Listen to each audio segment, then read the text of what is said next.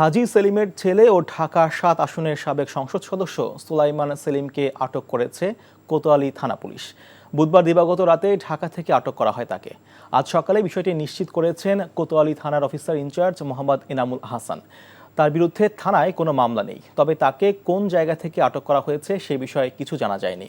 বুধবার সিনিয়র অফিসাররা তাকে আটক করে থানায় দিয়ে গেছেন বলে জানায় অফিসার ইনচার্জ ইনামুল হাসান।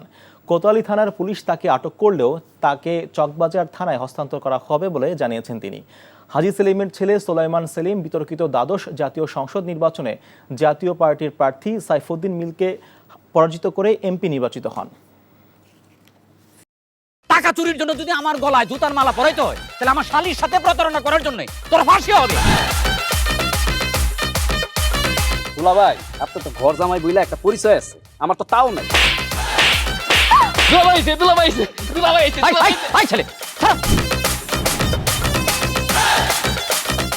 রাজনৈতিক ফ্যামিলির মেয়ে হয়ে ওই কাজ করবে।